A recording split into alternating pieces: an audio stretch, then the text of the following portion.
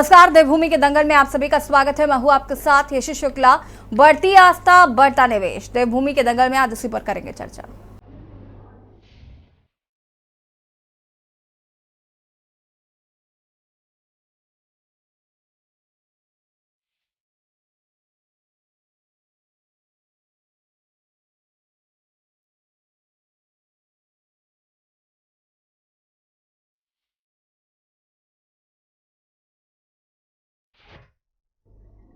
उत्तराखंड की आर्थिकी मजबूत होने की दिशा में आगे बढ़ रही है। सशक्त उत्तराखंड की ओर कदम बढ़ा रहे प्रदेश की अर्थव्यवस्था का आकार निरंतर बढ़ रहा है। राज्य में पर्यटन की गतिविधियां बढ़ने से राज्य की आर्थिकी मजबूत हो रही है।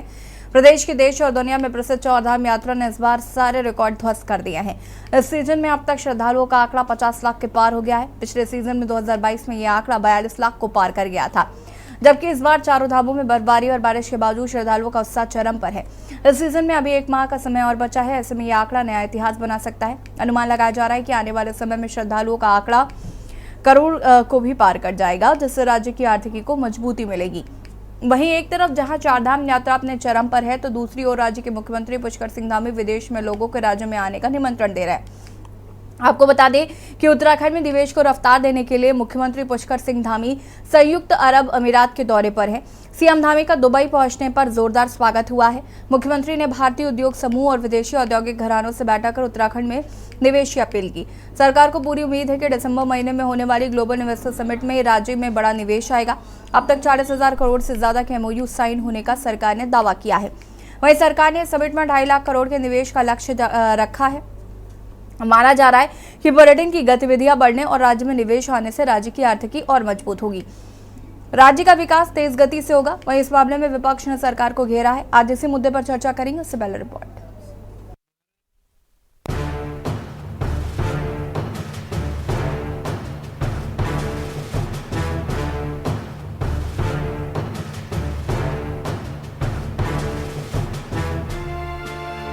देवभूमि उत्तराखंड की अर्थव्यवस्था मजबूती की तरफ बढ़ रही है। राज्य में पर्यटन की गतिविधियां बढ़ने से राज्य की आर्थिकी मजबूत हो रही है।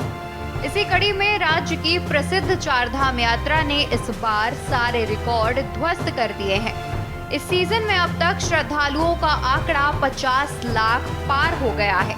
पिछले सीजन में 2022 में ये आंकड़ा 42 लाख को पार कर गया था, जबकि इस बार चारों धामों में बर्फबारी और बारिश के बावजूद श्रद्धालुओं का उत्साह चरम पर है। इस सीजन में अभी 1 माह का समय और बचा है। ऐसे में ये आंकड़ा नया इतिहास बना सकता है। अनुमान लगाया जा रहा है कि आने वाले समय में श्रद्धालुओं का आंकड़ा 1 करोड़ के भी पार जाएगा, जिससे राज्य की आर्थिकी को मजबूती मिलेगी। भाजपा का दावा है कि प्रधानमंत्री नरेंद्र मोदी की बदौलत और सरकार की ओर से किए जा रहे ऐतिहासिक कार्यों की बदौलत चारधाम यात्रा ने सारे रिकॉर्ड ध्वस्त कर दिए हैं।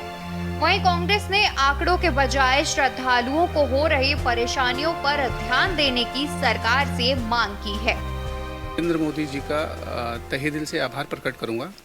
जब से हमारे देश के यशस्वी प्रधानमंत्री आदरणीय मोदी जी बार बार उत्तराखंड आए हैं, इससे जो उत्तराखंड का पर्यटन है, खासकर जो चारधाम यात्रा है, उसमें कई गुना जो है मतलब इजाफा हुआ है।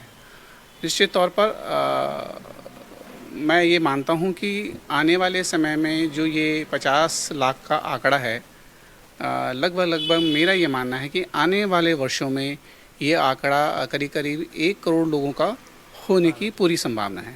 पुष्कर सिंह धामी जी लगातार प्रदेश के हित में और प्रदेश के आर्थिकी को मजबूत करने के हित में लगे हुए हैं। इसी संदर्भ में उनका अभी एक विदेश दौरा भी चल रहा है। निश्चित तौर पर उत्तराखंड की आर्थिकी को मजबूत करने के लिए ये ज़रूरी है कि यहाँ पर इन्वेस्टर आएँ, उत्तराखंड में निवेश करें और उत्तराखंड के जो बच्चे हैं, युवा हैं, उनको भी आर्थिकी रूप से उनको रोजगार मिले। पीठ थपथपाने का काम कर रही है। उन यात्रियों से तो पूछिए जो क्या अनुभव लेकर के उत्तराखंड से गए हैं। चारधाम यात्रा में लगातार अव्यवस्थाएं थी। आपने देखा कि स्वास्थ्य सेवाएं तो दूर दूर तक नज़र नहीं आई। तमाम तीर्थ यात्रियों की जो है शुरुआत में ही मौतें हुई और ये सिलसिला लगातार चलता रहा। लोगों को जो है यात्रियों को रहने खाने की जो समस्याओं का सामना करना पड़ा। केदारनाथ जी में जो है दर्शनों के लिए जो है कितनी लंबी लंबी कतारें थी, क्या अनुभव लेकर के यात्री गए, वो तो उन्होंने अपनी वीडियो बना करके जो है वायरल करने का काम किया। राज्य की छवि तब सुधरती, हम इस यात्रा से तब जाकर के अच्छे अनुभव लेते। अगर तीर्थ यात्रियों को कोई जो है खराब अनुभव नहीं होते, उनको जो है व्यवस्थाओं से न जूझना पड़ता, जो है ट्रांसपोर्ट तक की व्यवस्था सही नहीं थी, यात्री जो है खुले आसमान के नीचे रहने के लिए मजबूर थे। तो आप रिकॉर्ड खेल रहे हैं और जो तीर्थ यात्री खराब अनुभव लेकर के जा रहे हैं उससे राज्य की अच्छी छवि बन रही है। आप बताइए। वहीं एक तरफ जहां चारधाम यात्रा अपने चरम पर है, तो दूसरी ओर राज्य के मुख्यमंत्री पुष्कर सिंह धामी विदेश से लोगों को राज्य में आने का निमंत्रण दे रहे हैं। आपको बता दें कि उत्तराखंड में निवेश को रफ्तार देने के लिए मुख्यमंत्री पुष्कर सिंह धामी संयुक्त अरब अमीरात के दौरे पर हैं। सीएम धामी का दुबई पहुंचने पर जोरदार स्वागत हुआ है। मुख्यमंत्री ने भारतीय उद्योग समूह और विदेशी औद्योगिक घरानों से बैठक कर उत्तराखंड में निवेश की अपील की। सरकार को पूरी उम्मीद है कि दिसंबर महीने में होने वाली ग्लोबल इन्वेस्टर समिट से राज्य में बड़ा निवेश आएगा। अब तक 40,000 करोड़ से ज्यादा के MOU साइन होने का सरकार ने दावा किया है। वहीं सरकार ने इस समिट से 2.5 लाख करोड़ के निवेश का लक्ष्य रखा है। माना जा रहा है कि पर्यटन की गतिविधियां बढ़ने और राज्य में निवेश आने से राज्य की आर्थिकी और मजबूत होगी, राज्य का विकास तेज गति से होगा। वहीं विपक्ष ने सरकार के इन विदेशी दौरों को फिजूल खर्ची बताया है। साथ ही 2018 में हुए इन्वेस्टर्स समिट का हिसाब किताब जारी करने की मांग की है। ऐसा लग रहा है कि मुझे ऐसा लग ही नहीं रहा है कि मैं यहाँ दुबई में हूँ। सच बताऊं तो मुझे ऐसा लग रहा है कि मैं उत्तराखंड में ही हूँ। इस प्रकार से आप लोगों ने, सब लोगों ने हमारे यहाँ पर अपनी संस्कृति से आप सब जुड़े, आप सब लोगों ने जिस प्रकार हमारी माताओं ने, बहनों ने, सभी बहनों ने यहाँ पर अपने कल्चर का आज भी जिस प्रकार आप जुड़े हुए हैं, वो हम सबको एक गौरव की अनुभूति कराता है। और आप सबकी इतनी बड़ी उपस्थिति, जिसमें उत्तराखंड समेत भारतवर्ष के अनेकों राज्यों के सभी लोग यहाँ पर उपस्थित हैं, ये हमारे आदरणीय प्रधानमंत्री जी का जो एक संकल्प है, एक भारत श्रेष्ठ भारत, वो सपना शीघ्र ही साकार होने वाला है। देखिए, इन्वेस्टर मीट को लेकर के धामी सरकार लगातार बड़े बड़े दावे कर रही है, खूब विज्ञापनबाजी हो रही है, इवेंट जो है अब आयोजित होगा, विदेश दौरे भी खूब हो रहे हैं। लेकिन इन विदेश दौरों से जो है उत्तराखंड को हासिल क्या हो रहा है? आप बताइए। लंदन दौरे पर मुख्यमंत्री जी गए थे, वहाँ पर आप गाजियाबाद की कंपनी से लंदन में जो है MOU कर रहे हैं। अगर हमारी देश की कंपनियों से विदेश में जो है आपने MOU करने हैं, तो आप जनता की गाड़ी कमाई इन विदेश दौरे पे क्यों लुटा रहे हैं? और आपको हम पहले ही कह चुके हैं कि 2018 में जो इन्वेस्टर मीट आपकी सरकार ने आयोजित किया था, तब भाजपा की सरकार थी, देश के प्रधानमंत्री आदरणीय नरेंद्र मोदी जी ने ही उसका उद्घाटन किया था। सरकार ने दावा किया था कि 1.5 लाख करोड़ रुपए के MOU हुए हैं। 1.5 लाख करोड़ रुपए धरातल पर उतरेगा तो उत्तराखंड में कोई बेरोजगार नहीं होगा, 7 लाख जो है युवाओं को रोजगार मिलेगा। लेकिन रोजगार मिलना तो दूर, लगातार उत्तराखंड से पलायन हो रहा है। 270 लोग उत्तराखंड से प्रतिदिन पलायन कर रही है, आप ही के पलायन आयोग की रिपोर्ट कह रही है। कुल मिलाकर सशक्त उत्तराखंड की ओर कदम बढ़ा रहे प्रदेश की अर्थव्यवस्था मजबूती की ओर बढ़ती हुई दिख रही है। वहीं धामी सरकार की ही आर्थिक सर्वेक्षण रिपोर्ट में राज्य की अर्थव्यवस्था का आकार बढ़कर वर्ष 2022-23 में 3.02 लाख करोड़ रुपए होने का अनुमान है। सरकार के ही मुताबिक राज्य की विकास दर बढ़कर 7.09% हो गई है। ऐसे में क्या माना जाए कि सरकार का अनुमान सही दिशा में बढ़ रहा है? क्या रिकॉर्ड श्रद्धालुओं का आना और दिसंबर में होने वाली ग्लोबल इन्वेस्टर समिट राज्य की आर्थिकी को और मजबूत करेगी? Uttarakhand desk report.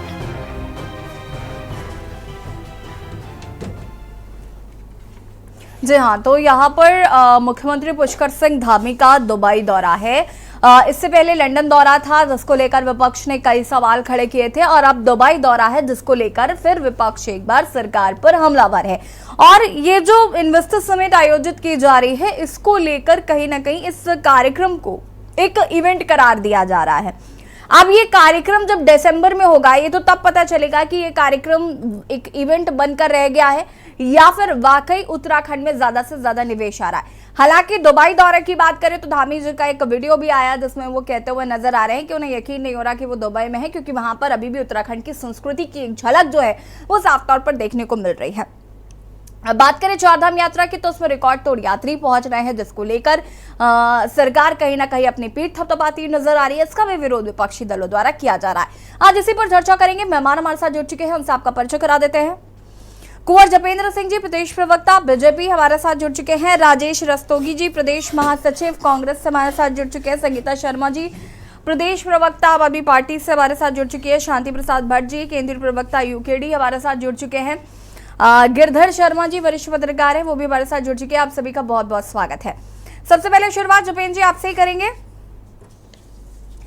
एक और जहां पर चारधाम यात्रा के सफल आयोजन को जिस तरीके से ये यात्रा हुई है उसको लेकर सरकार अपनी पीठ थपथपा रही है और विपक्ष कह रहा है कि चारधाम यात्रा तो हर साल हो रही है, आदि अनंत कालों से चली आ रही है, तो इसका क्रेडिट आप क्यों ले रहे हैं।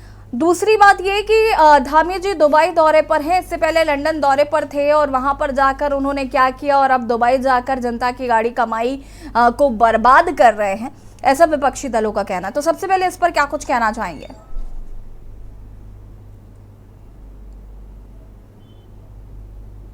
जपेंद्र जी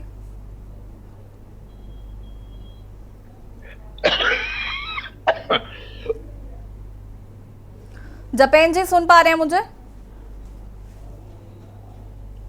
ठीक है, जपेंद्र जी तक शायद आवाज नहीं पहुंच पा रही है, उनकी आवाज को फिक्स करने की कोशिश करते हैं। तब तक राजेश रस्तोगी जी का रुख करते हैं। राजेश जी, विपक्ष कई सवाल खड़े कर रहा है चारधाम यात्रा को लेकर भी और धामी जी के दुबई दौरे को भी लेकर। विपक्ष सवाल खड़े ही नहीं कर रहा, विपक्ष सरकार को सच्चाई का आईना दिखाने का भी काम कर रहा है और विपक्ष की जिम्मेदारी भी है सरकार को आईना दिखाए। बड़ी अच्छी बात है, पिछली बार भी डिबेट हुई थी, बहुत अच्छी बात है। इस बार जो है आंकड़ों की भी बात आई है, जो हमारे प्रदेश में यात्री आए हैं चारों धाम यात्रा में 50 लाख का आंकड़ा पार हुआ है। ये तो हो गई, हर साल इसमें बढ़ना ही है, यात्रियों को आना ही है लगातार। हरिद्वार का जो कांवड़ मेला है उसी में ही देख लो कितने लोग आते हैं और हर साल 1-2 लाख लोग बढ़ते हैं। और ये हम सब के लिए अच्छी भी बात है उत्तराखंड के लिए कि चारों धाम यात्रा में ज्यादा से ज्यादा लोग बाहर के आए और वो अच्छा मैसेज लेकर के अपने घर जाएं। और कई उद्योगपति तो हमारे देश के अंदर ही ऐसे हैं जो उत्तराखंड को सहयोग कर सकते हैं अगर प्रयास किया जाए। कोई शक नहीं है, मुख्यमंत्री जी मुख्यमंत्री होने के नाते अपने सूबे के लिए हम सब के लिए अच्छा करेंगे और ऐसा होना भी चाहिए। और कांग्रेस पार्टी उनके कार्य के लिए प्रभु से प्रार्थना भी करती है कि उनको सफलता मिलनी चाहिए। और उत्तराखंड के विकास की जहां तक बात है, हमेशा कांग्रेस पार्टी का सहयोग रहा है और रहेगा भी। हमारे नेतागणों ने तो तारीफ भी की है मुख्यमंत्री के कार्यशैली की। लेकिन सवाल इस बात का है, एक तरफ हम इन्वेस्टर को ला रहे हैं, समिट होने वाली है, बड़े हम काम करेंगे, दूसरी तरफ पिछले 7 साल से शुगर मिल इकबालपुर किसान का भुगतान नहीं कर पा रही है। इकबालपुर शुगर मिल बिकने के कगार पे पहुंच चुकी है। डोईवाला शुगर मिल में कितने कर्मचारी आप देखो काम करते हैं, तो किसान का पेमेंट नहीं कर पा रही है। तो ये चीजें भी हमारे सामने नए उद्योग खूब लगने। राजेश जी रुक जाइए जरा, मेरी बात सुनिए, मुझे एक बात नहीं समझ में आती है, विपक्षी दलों का क्या प्रॉब्लम है। नहीं, एक सेकंड रुकिए जरा राजेश जी, पूरा मौका मिलेगा आपको अपनी बात पूरा करने का। मेरी बात सुनिए पहले, मुझे ये बताइए, मुझे ये समझ में नहीं आता सरकार क्या नहीं कर रही है। वो ठीक बात है कि आप उन मुद्दों को उठाते हैं, बहुत बढ़िया बात है, लेकिन जो कर रही है या जो अच्छा कर रही है उसको अप्रिशिएट करने में विपक्ष को क्या प्रॉब्लम है? और नहीं अप्रिशिएट कर सकते हैं आप तो फिर उसकी इस तरीके से फजीयत तो ना करिए। 4 धाम यात्रा जो है वो देश विदेश से लोग आते हैं, अगर आप ही बुराई करेंगे तो बाहर के लोग क्या करेंगे?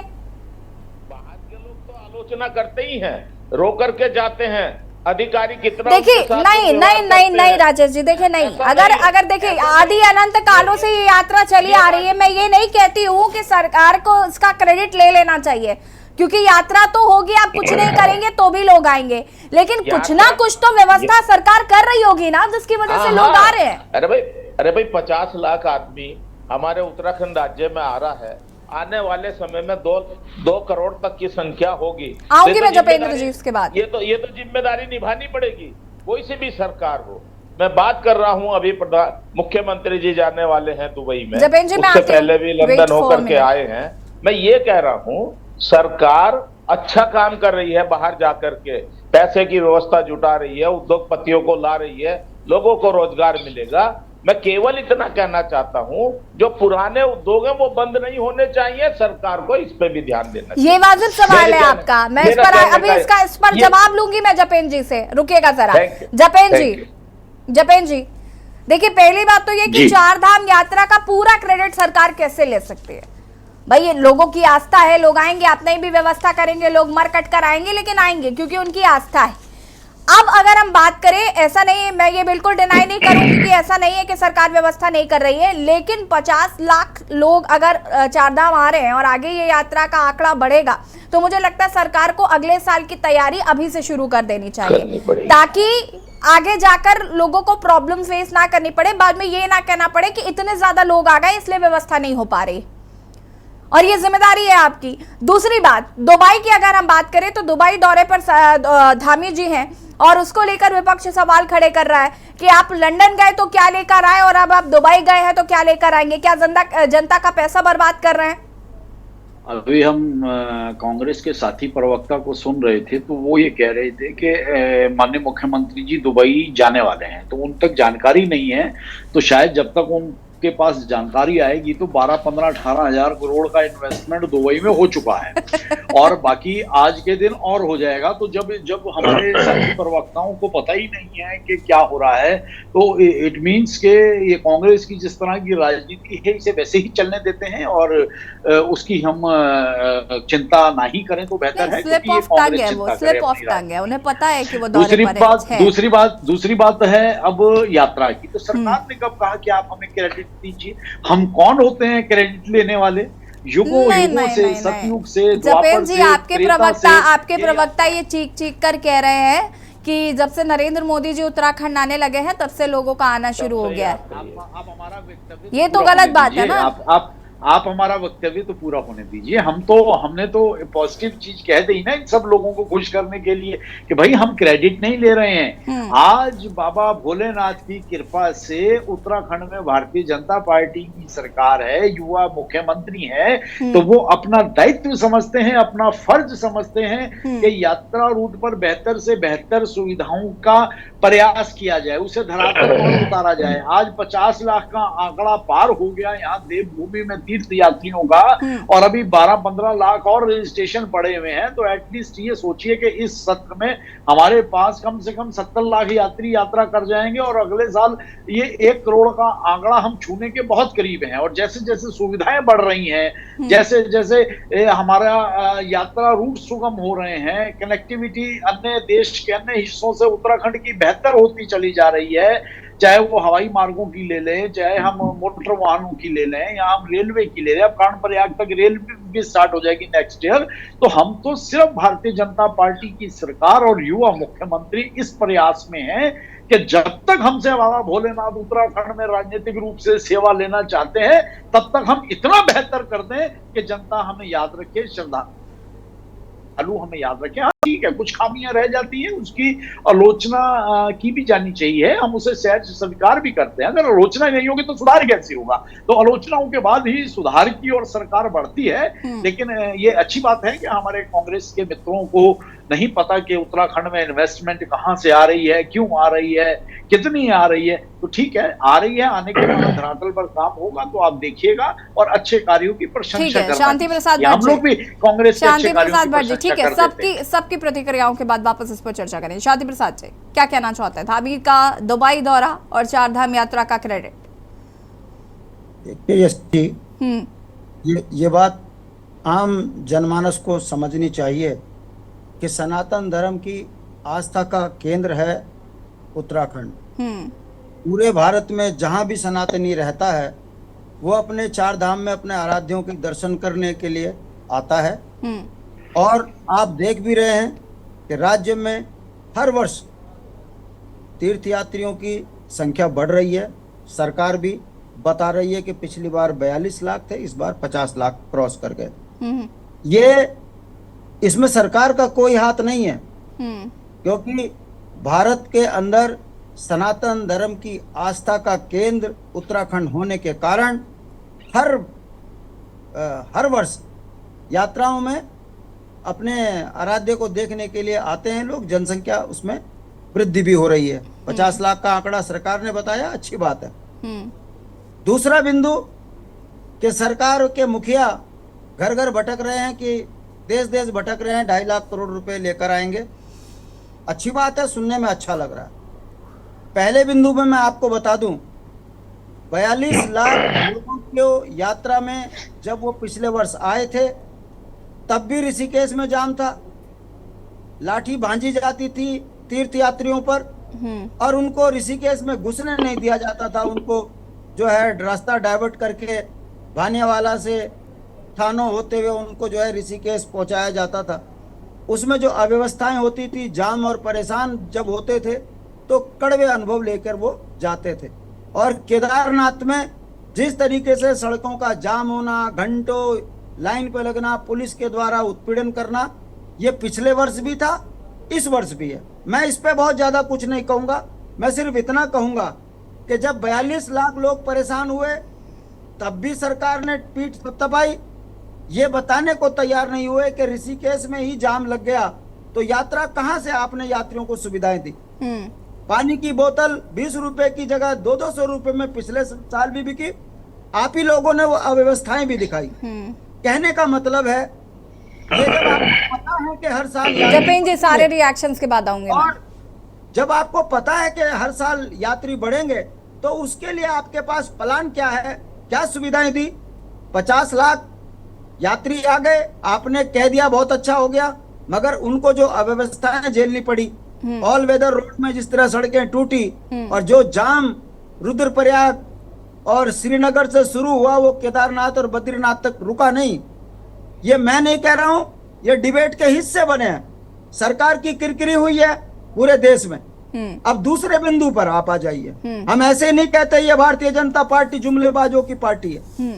2018 में त्रिवेंद्र सरकार ने 1.25 लाख करोड़ रुपए इन्वेस्ट करने की बात कही थी और 6 महीने में उत्तराखंड के प्रत्येक लड़के को रोजगार से जोड़ने की बात कही थी। मैं पूछना चाहता हूं वो 1.25 लाख करोड़ रुपए कहां है और क्यों लड़के सड़कों पे आंदोलन कर रहे हैं रोजगार के लिए।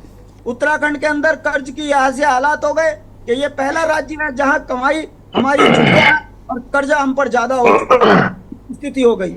और अब देखिए लोकसभा चुनाव हैं, अब जुमलों की बयार बहेगी और वो जुमलों की बयार आपने इंग्लैंड में मुख्यमंत्री के मुंह से सुना कि हम 2.5 लाख करोड़ रुपए लेकर आएंगे और जब 2.5 लाख करोड़ का पतीला खुलकर जब जनता के सामने आया तो पता लगा गाजियाबाद का एक ऐसा कंपनी मालिक जिसकी अपनी खुद की कोई इतनी राजनीतिक और ताकत नहीं थी, उसको आपने यहाँ उषा रोपे वाले को के साथ साइन कर दिया। तो वो इंग्लैंड में क्यों किया, वो यहीं कर लेते देहरादून में बुला के, मगर क्योंकि आंख में धूल झोंकनी थी जनता की और वाई लूटनी है, लोकसभा चुनाव नजदीक है। अब ये दुबई चले गए, दुबई में जाके क्या बोल रहे हैं कि मुझे ऐसा लग रहा है कि मैं अपने लोगों के बीच में हूं, मैं दुबई में नहीं हूं। अरे भाई ये सुनने के लिए तुम गए, सुनाने के लिए उनको गए हो क्या? 2.5 लाख करोड़ रुपए में कौन कौन सी कंपनियों के साथ आपके साइन MOU हुए, आप इसकी लिस्ट तो बताइए। बढ़ती आस्था बढ़ता निवेश। ब्रेक के बाद एक बार फिर से आप सभी का स्वागत है। चर्चा इसी पर कर रहे हैं, मेहमान लगातार हमारे साथ बने हुए। संगीता जी का रुख कर लेते हैं। संगीता जी क्या कुछ कहना चाहेंगी, बढ़ती आस्था और बढ़ता निवेश? देखिए यशी जी, जो आंकड़ा 50 लाख का बताया, बहुत अच्छी बात है कि उत्तराखंड में लगातार जो संख्या है वो बढ़ती जा रही है, और वो स्वाभाविक भी है यशी जी, क्योंकि जो लोग जाते हैं और जो हमारी आस्था है, जब जनसंख्या बढ़ रही है, लोग बढ़ रहे हैं, तो जो है वो आस्था बढ़ रही है, तो लोग आएंगे ही। और देखिए आज का नहीं, ये पुरातन से है, हमारे 4 धाम है, सबकी आस्था है उनके प्रति, सनातन धर्म के प्रति। और देखिए जो बीजेपी क्रेडिट लेने की कोशिश कर रही है, तो मैं फिर कहूंगी कि बीजेपी को क्रेडिट नहीं लेना चाहिए। लेकिन मैं एक बात कहूंगी यशी जी, देखिए जब संख्या लगातार बढ़ रही है तो राजस्व भी बढ़ रहा होगा। जब राजस्व बढ़ रहा है तो फिर कर्ज कम होता हुआ क्यों नहीं दिखाई दे रहा?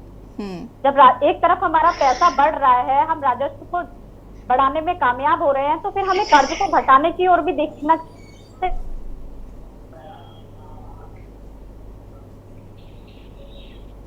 चाहिए ना, वो आंकड़ा घटता देखना चाहिए। लेकिन वो उत्तराखंड में दिखाई नहीं दे रहा जब जा रहा है, तो हम कर्ज को कम नहीं कर पा रहे। दूसरी ओर जब लगातार पर्यटन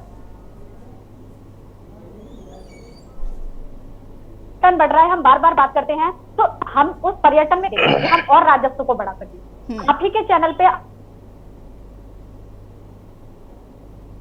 करके कई डिबेट की और लगातार रही। तो देखिए जब तीर्थ यात्री इतना उत्साहित हैं और सब उत्तराखंड आना चाहते हैं, ये तो हमारे लिए गौरव की बात है। बहुत अच्छी बात है कि हम एक ऐसे प्रदेश में है जो 4 धाम जहां स्थापित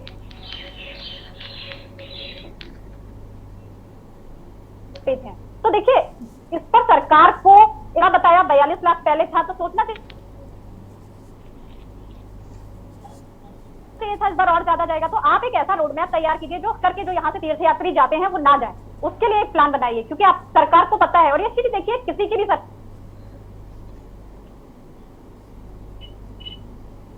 सरकार हो, आज भाजपा की सरकार है, कल किसी और की सरकार हो, और सबको इसके लिए काम करना चाहिए, क्योंकि एक राजस्व का जरिया है।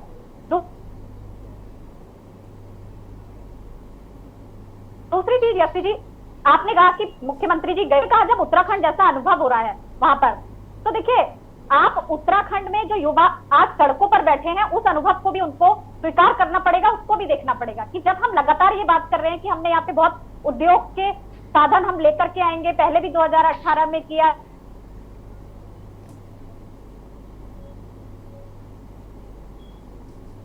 तो आज युवा सड़कों पर क्यों है, इसका जवाब आखिर कौन देगा? पलायन जो रुक नहीं रहा है, उसका जवाब कौन देगा? वो भी सरकार की जिम्मेदारी है कि आप कर तो सब कुछ रहे हैं, आप कहते सब कुछ है कि हम सब कुछ बहुत अच्छा कर रहे हैं, हम उसे सहज स्वीकार कर लेंगे। जिस दिन हमारा युवा हमें सड़कों पर बैठा हुआ यशी जी दिखाई नहीं देगा, उसको रोजगार मिल जाएगा, हम मान लेंगे कि आप काम कर रहे हैं। जिस दिन महिलाएं सड़कों पर प्रसव नहीं करेंगी, हम मान लेंगे स्वास्थ्य व्यवस्थाएं बहुत बेटर उत्तराखंड की हो चुकी है। जिस दिन गाँव के लोग गांव तक सड़कें पहुंच जाएंगी और 20-20, 25-25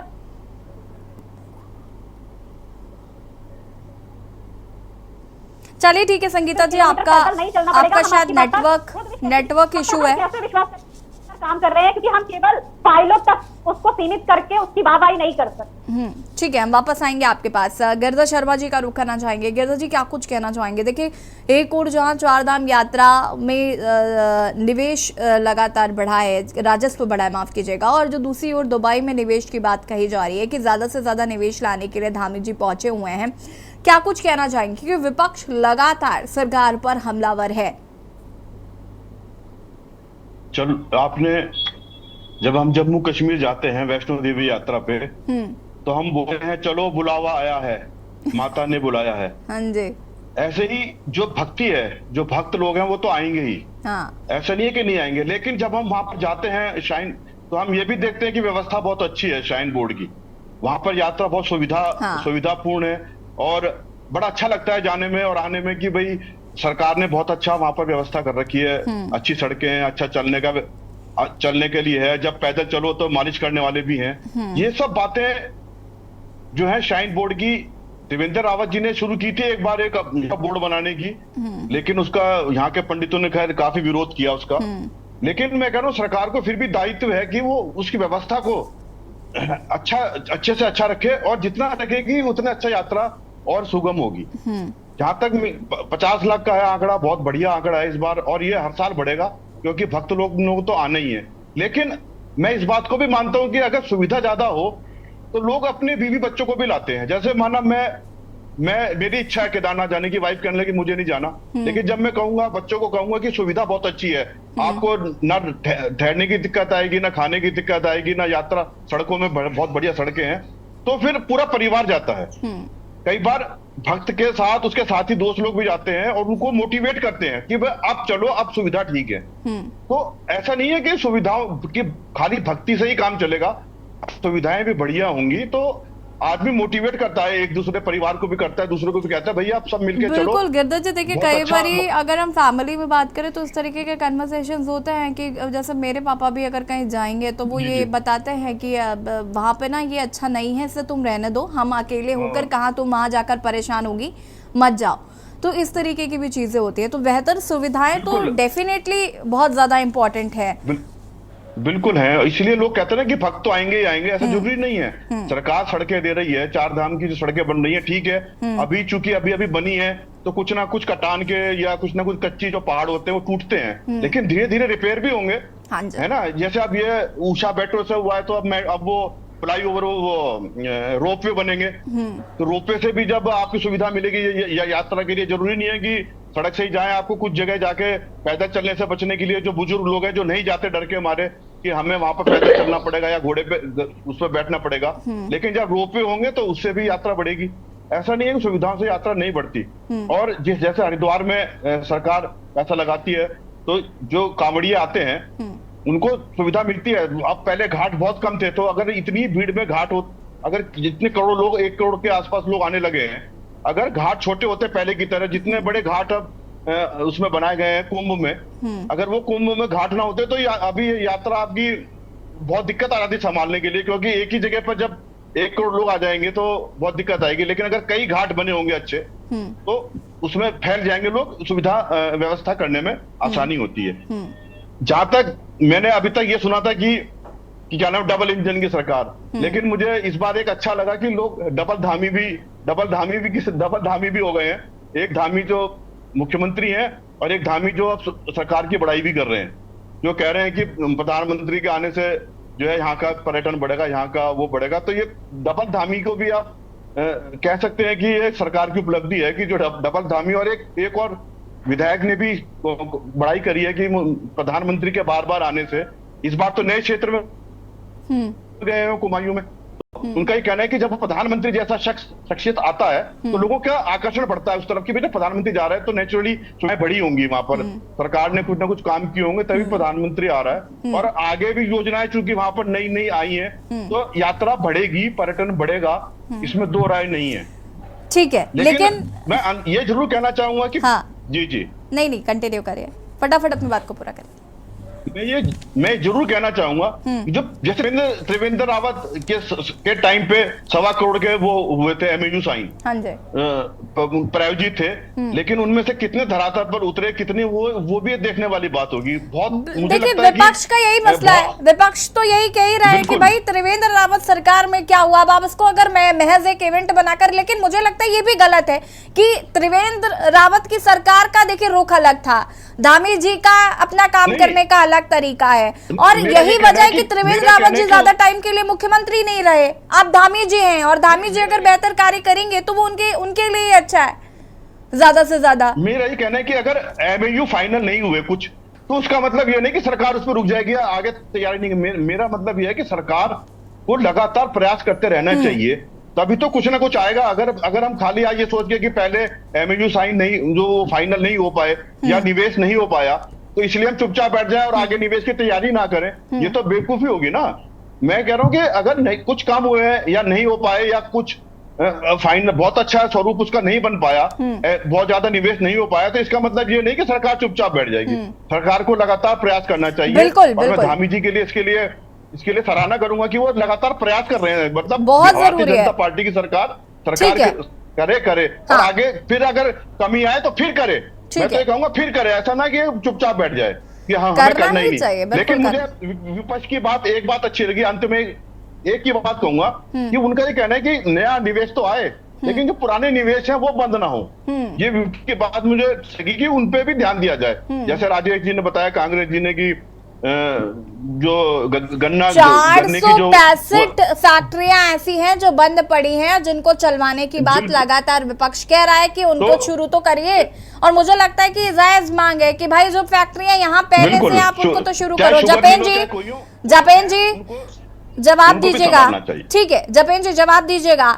462 या फिर 65 कंपनियां हैं, माफ कीजिएगा इंडस्ट्रीज हैं जो बंद चल रही हैं, और उन इंडस्ट्रीज को अगर आप चला लेंगे तो मुझे लगता है बहुत सारे लोगों को रोजगार मिलेगा।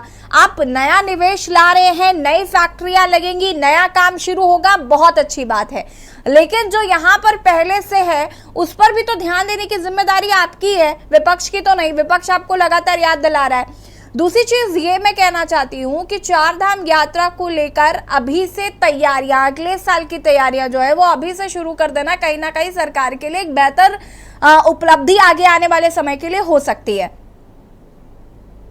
ये आज उत्तराखंड की जरूरत भी है, और सरकार की एक तरह से हम ये मानिए कि ये कार्य प्रणाली का हिस्सा भी बनता चला जा रहा है कि जिस तरह से हर वर्ष यात्रा बढ़ रही है, यात्रा में सुविधाओं की मांग ज्यादा होने लगी है, तो सरकार इस उत्तराखंड की जरूरत।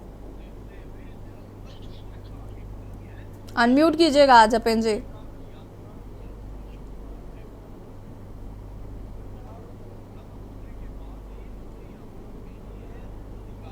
जपेन जी अनम्यूट कीजिएगा। और जी अनम्यूट है, हाँ जी कंटिन्यू करें। जी सरकार निरंतर आगे बढ़ रही है कि यात्रा खत्म होने का इंतजार नहीं कर रहे हैं हम। यात्रा के साथ ही आगे की यात्रा में कंटिन्यूटी बनाने का प्रयास किया जा रहा है, और वो भी दिन उत्तराखंड में बहुत जल्द आएगा कि जब यात्रा पूरा वर्ष भर चलनी है। जिस तरह से सुविधाएं बढ़ रही हैं, या जिस तरह से गिरधर जी ने कहा कि जब यात्रा में सुविधाएं होती हैं, वैष्णो देवी की यात्रा है, माँ वैष्णो देवी की यात्रा पूरे साल भर चलती है, सिर्फ इतना ही फर्क रहता है कि कभी कम और कभी ज्यादा।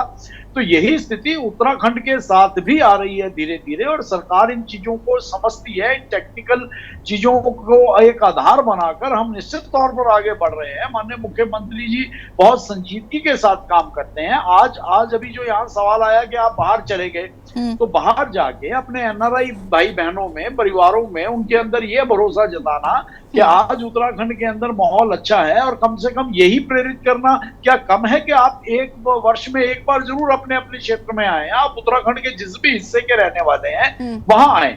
निवेशों के लिए प्रत्येक सरकार और प्रत्येक मुख्यमंत्री प्रयत्न करते हैं, क्योंकि निवेश एक किसी भी राज्य के विकास के लिए बहुत अहम कार्य है। कभी उसमें कामयाबी कम मिलती है, कभी उसमें कामयाबी अधिक मिलती है, लेकिन उसमें निरंतरता बनी रहनी चाहिए, और निवेशकों में यह भरोसा जाना चाहिए कि भाई यहाँ की सरकार, यहाँ के मुखिया, यहाँ की जनता बहुत संजीदा है अपने प्रदेश के विकास को, राजेश रस्तोगी जी निवेशकों का वेलकम कर रहे हैं। लेकिन जिस तरह से जो फैक्ट्रियां बंद पड़ी हैं या जो उपक्रम चलाए जा सकते हैं, तो उनकी कंटिन्यूटी और उन्हें दोबारा से स्टार्ट करने की दृष्टि से भी सरकार काम कर रही है। विभागों को निर्देश दे दिए गए हैं, उनका आकलन किया जा रहा है। तो निश्चित तौर पर आने वाले समय में हम देखेंगे कि 25वीं वर्ष के आते आते उत्तराखंड में बहुत कुछ परिवर्तित हो चुका होगा, और शायद तब हम इन डिबेट्स में बैठ के कहेंगे कि पिछले 2 वर्ष में वास्तव में उत्तराखंड के अंदर बहुत अच्छा काम हुआ है, और हम तब भी नहीं रुकेंगे, तब भी हम निरंतर आगे बढ़ने का अच्छी बात है कि 2025 का अगर आप लक्ष्य लेकर चल रहे हैं और उत्तराखंड को और बेहतर बनाने का। ठीक है, राजेश रस्तोगी जी सहमत है जपेन जी की बातों से? यसे जी मैं अपनी बात पे अटल हूँ।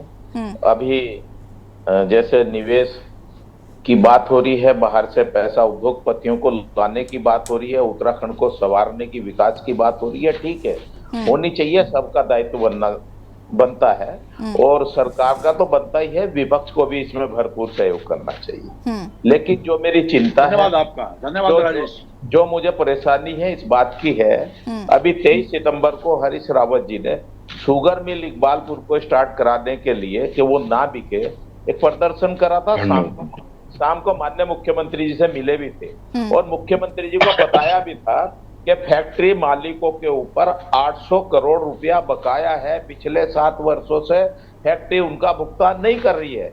यसी जी मैं ये कह रहा हूँ कि यदि वो फैक्ट्री बंद होती है तो कितना बड़ा नुकसान उसके अंदर लगभग 3260 कर्मचारी उसके अंदर हैं और कितना बड़ा नुकसान इलाके के होगा, किसानों के सामने कितना बड़ा संकट होगा।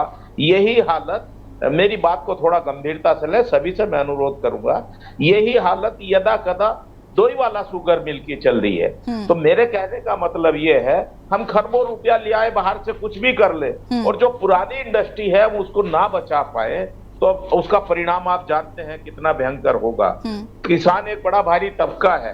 तो मेरे कहने का अनुरोध ये है कि लगभग 465 इंडस्ट्री पूर्ण रूप से बंद हो चुकी है, वो भी चलनी चाहिए। ये 2 शुगर मिल है, इनका भी ध्यान देना चाहिए और प्रयास होना चाहिए, इनके लिए पैसे की व्यवस्था होना चाहिए। 800 करोड़ का पैसा कहां से जुटाएंगे? जपेंद्र जी थोड़ा सा बता देंगे कैसे जुटाएंगे, कहां से जुटाएंगे। अभी उन्होंने कहा है कि पुरानी इंडस्ट्री चलाने के निर्देश दिए गए हैं, अभी तक कोई निर्देश ठीक है। इसका जवाब मैं जपेंद्र जी आपसे लूंगी, उससे पहले शांति प्रसाद भट्ट जी का रुख करूंगी मैं। शांति प्रसाद जी, हाँ जपेंद्र जी मैं जवाब दूंगी, वेट अ मिनट। शांति प्रसाद जी। यशी जी, पूरी डिबेट का लब्बो लबाब वही है कि सवाल खड़े हर प्रवक्ता ने करे हैं। कौन ऐसा होगा जो अपने राज्य की खुशहाली के खिलाफ बोलेगा? सरकार हमारी है, इन 23 वर्षों से जनता भर भर कर इनको वोट दे रही है और इस उम्मीद से दे रही है कि शायद इस बार इनकी कार्यप्रणाली में सुधार होगा। राष्ट्र के नाम पर, धर्म के नाम पर, विकास के नाम पर, झूठ और जुमलों के नाम पर ये सत्ता पे तो आ जा रहे हैं, मगर जमीनी हकीकत बिल्कुल इससे अलग है। ये कोई आरोप नहीं है। मैं पूछना चाहता हूं, जो सरकार संविदा कर्मचारियों को नौकरी ना दे सके, लगे हुओं को नौकरी से बाहर करे, फिर ये निवेश का बहाना किसको बता रहे हैं? देहरादून के अंदर अगर आप देखेंगे एकता विहार में, तो भारतीय जनता पार्टी की कार्यप्रणाली को मुंह चिढ़ाते हुए नौजवान उत्तराखंड के मूल निवासी धरना दे रहे हैं। ये सरकार नियमित नौकरी देना तो छोड़िए, ये संविदा कर्मचारियों की नौकरियां भी जो है बाहर कर रही है और ठेका प्रथा में पूरे राज्य को झोंक रही है। ये किसी से छुपा थोड़ी ना है। हम ये जो बात कह रहे हैं, इसके पीछे का सत्य ये है कि भारतीय जनता पार्टी की कार्यप्रणाली ठीक नहीं है, जिस कारण उत्तराखंड कर्ज की गर्त में चला गया, संसाधन बाहर वालों के हाथ में चले गए और नौकरियां सरेआम बिक गई। उत्तराखंड का आर्थिक ढांचा इस कदर चरमरा गया है कि कई विभागों में तनख्वाह देने के लिए इनके पास पैसे नहीं है। ये राज्य, नवोदित राज्य, कर्ज की गर्त में इस कदर डूबा है कि तनख्वाहें देने के लिए राज्य को जो है जवाब दीजिए, तनख्वाह देने के लिए पैसे नहीं है। वो सारी बातें हैं जिसको समझने की जरूरत है। हम किसी सरकार का विरोध नहीं कर रहे, हम ये कह रहे हैं कि अगर 2.5 लाख करोड़ रुपए इन्वेस्ट करने की बात दामी जी कर रहे हैं, तो भाई फिर ऊषा ब्रेको के साथ गाजियाबाद में क्यों नहीं तुमने MOU साइन किया? क्यों जनता की आंख में धूल झोंक रहे हो? और अगर आपको इंग्लैंड में कुछ नहीं मिला तो दुबई में क्या मिलेगा? ये जो बातें हैं इसको समझने की जरूरत है। राज्य की सारी इंडस्ट्रियां बंद हो गई हैं, हर इंडस्ट्री के बाहर धरना चल रहा है केवल इस बात का कि जो 10,000 रुपए की तनख्वाह थी वो तो दे दो। जपेंद्र जी, इंडस्ट्री में भी ठेका परी था और ठेके के ऊपर भी ठेका लगाकर हम शांति जी की इस बात को सिरे से नकारते हैं कि गाजियाबाद की कंपनी का MOU यूके में जाके साइन हुआ। ऐसा नहीं है, आप किसी मुआलते में हैं शांति जी। कोई गाजियाबाद की कंपनी गाजियाबाद तक ही सीमित हो सकती है। अगर यूके में जाके MOU साइन हुए हैं तो निश्चित तौर पर उस क्षेत्र की एक्सपर्टी और लेटेस्ट टेक्नोलॉजी और के साथ काम करने वाली कंपनियों के साथ MOU साइन किए जा रहे हैं, को बेच रहे हैं। तो ऐसी स्थिति में इस राज्य का क्या होगा, जिस राज्य का अपना संसाधन बाहर वाले बेच के खा गए, जिस राज्य की नौकरियां बिक गई, जिस राज्य में संविदा में भी सरकार नौकरी ना दे पा रही हो, ठेका प्रथा पे पूरे राज्य को झोंक दिया है। ऐसे में ये 2.5 लाख का झुंझुना केवल लोकसभा चुनाव है। और अगर मैं झूठ बोल रहा हूं तो ये 1.25 लाख करोड़ रुपए का इन्वेस्ट करने वाली भाजपा बता दे कि आपने 18 के बाद वो 1.25 लाख करोड़ रुपए कहां इन्वेस्ट किया, ये बताने को तैयार नहीं है। मगर जुमलों का क्या है? बड़े बाबा ने जुमला छोड़ा, छोटा भी जुमलों पे लग गया। वो जुमले पहले देहरादून में छोड़ते थे, अब वो आज ठीक है शांति प्रसाद जी, शांति प्रसाद जी, ठीक नहीं। मैं वापस आऊंगी। राजेश जी फटाफट अपनी बात को पूरा करिए, इसके बाद संगीता जी आपका रुख करते हुए कहना चाहूंगा जो विपक्ष संदेह व्यक्त करता है उसका एक ही कारण है। माननीय प्रधानमंत्री जी ने खुद कहा था हम विदेश से काला धन वापस लाएंगे और 15-15 लोग सबको बांटेंगे। उत्तराखंड के सब लोगों को, परिवारों को 15-15 लाख देंगे। देखिए ये बात तो आपको भी तय है कि राजेश जी उन्होंने क्या कहा था, उन्होंने क्या कहा था ये तो उन्हें भी पता। उन्होंने ये तो बिल्कुल नहीं कहा था कि 15 लाख खाते सबके अकाउंट में 15 लाख ट्रांसफर किए जाएंगे। ये व्हाट्सएप यूनिवर्सिटी वाला ज्ञान है। व्हाट्सएप यूनिवर्सिटी का बयान नहीं है राजेश जी, देखिए उन्होंने क्या कहा था 15 लाख सबके खाते में आएंगे या नहीं, ये तो डीप इन हार्ट आप भी जानते हैं ना। अमित शाह जी ने दिल्ली के चुनाव में कहा भी है कि वो तो जुमला था, वो ऐसी बात नहीं थी, और जुमले बोले जाते हैं चुनाव लड़ने के लिए। ये गृह मंत्री। ठीक है संगीता जी, संगीता जी,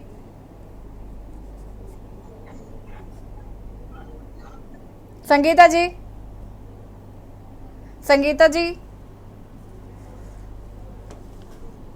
संगीता जी तक भी आवाज नहीं पहुंच पा रही है। गिरधर शर्मा जी, इस पर रिएक्शन आपका लूंगी मैं कि अगर हम बात करें यहाँ पर जो निवेश को लेकर एक विपक्ष के मन में संदेह की स्थिति है और लगातार ये सवाल उठ रहे हैं, लेकिन मुझे लगता है कि एक मौका देने की जरूरत है सरकार को। बाकी इन्वेस्टर समिट दिसंबर में है तो हमें पता चल ही जाएगा कि क्या आया है उत्तराखंड में, और उसके बाद हम कहीं ना कहीं कई सवाल खड़े कर पाएंगे कि क्या निवेश आया, कितना फायदा उत्तराखंड की जनता को इस पर हो रहा।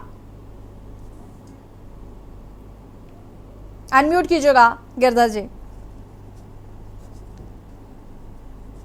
फिर कैसे हो गया?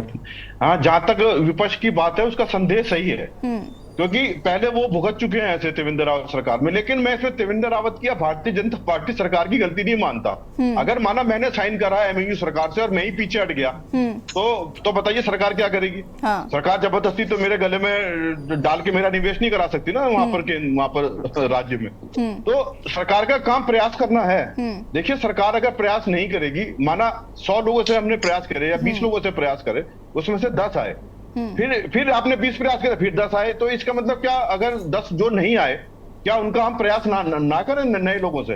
ये तो एक बेवकूफी की बात होगी ना, क्योंकि अगर आपने रोजगार भी देना है लोगों को, काम और आर्थिक स्थिति भी बढ़ानी है, तो लगातार प्रयास करने जरूरी है।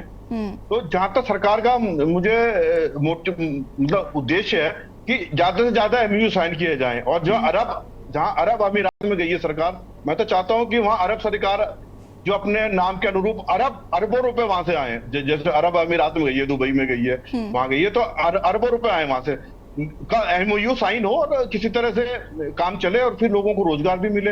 लेकिन ये कह देना कि पहले फेल हो गए, आगे करने से क्या फायदा? आगे तो करना ही पड़ेगा। अगर एक रोड टूट जाती है सड़क बरसात में, तो उसे दोबारा रोड बनानी पड़ती है। ऐसे नहीं है कि एक सड़क बन गई और आपने उसको छोड़ दिया कि ये तो टूट गई थी जी, आप दोबारा क्यों बना रहे हो? दोबारा तो बनानी ही पड़ेगी, रिपेयर करनी पड़ेगी, नई सड़क फिर बनेगी थोड़े दिनों बाद। तो नए प्रयास उसी जगह पर उसी ढंग से करने पड़ते हैं, और इसमें सरकार को करने भी चाहिए, और इसके लिए सरकार की बड़ाई करनी चाहिए कि वो जाके कर रहे हैं इतनी दूर जाके। लेकिन हाँ, उसका रिजल्ट क्या होगा, कितने एमओयू साइन, उसमें सरकार को बहुत गंभीरता से प्रयास करना चाहिए और उसको जमीन पे, धरती पे उतारना चाहिए, उसको सार्थक करना चाहिए, ताकि जो है लोगों के जनता में विश्वास बढ़े। अब क्यों विपक्ष अविश्वास कर रहा है? इसलिए ना कि जो पहले एमओयू के प्रस्ताव साइन हुए थे वो ज्यादातर धरती पर नहीं उतरे। तो अगर, लेकिन मेरा, जैसे मैंने कहा कि करना भी चाहिए। जहां तक यात्रा का सवाल है, यात्रा मेरा पूर्ण विश्वास है कि अगले साल और ज्यादा सुविधा बढ़ेगी, और मैं तो कहता हूं कि जो वैष्णो देवी की यात्रा है, जो और जगह की यात्राएं हैं, बहुत अच्छी लगती है मुझे। उसको सरकार को, उनको भी देखना चाहिए कि वो क्या करते हैं श्राइन बोर्ड लोग। ठीक है जपें जी, फटाफट अपनी बात को पूरा करिएगा आप, कम शब्दों में। तो मैं कह जी रहा हूं कि बिल्कुल सरकार के बिल्कुल, जैसे जैसे यात्रियों की संख्या बढ़ती जा रही है, सरकार की ओर से सुविधाएं बढ़ाने के लिए, यात्रियों की सुविधा के लिए भी निरंतर प्रयास किए जा रहे हैं, कार्य किए जा रहे हैं। अधिकारी उस ओर ध्यान दे रहे हैं और ये हम भरोसा दिलाना चाहते हैं कि इन्वेस्टमेंट के क्षेत्र में भी आने वाले वर्षों में आपको उत्तराखंड अव्वल नजर आएगा और यात्रा रूट पर सुविधाओं को लेकर भी निश्चित तौर पे देश के अंदर यात्रियों के बीच में उत्तराखंड की तारीफ होगी। और जो विपक्ष सहयोगी भी रहे तो ये जपेन जी देखिए, हम यही एक्सपेक्ट करते हैं कि उत्तराखंड जो है वो नए आयामों को छुएगा, ज्यादा से ज्यादा निवेश और ज्यादा से ज्यादा युवाओं को रोजगार यहाँ पर मिल पाएगा। फिलहाल आप सभी का बहुत बहुत शुक्रिया चर्चा में शामिल होने के लिए। देवभूमि के दंगल में बात कर रहे थे हम। एक और जहाँ चारधाम यात्रा में रिकॉर्ड यात्री जो है वो पहुंचे हैं और इससे कहीं ना कहीं राजस्व को फायदा हुआ, तो वहीं मुख्यमंत्री पुष्कर सिंह धामी इन दिनों दुबई में है, जहां पर ज्यादा से ज्यादा निवेश उत्तराखंड लाने की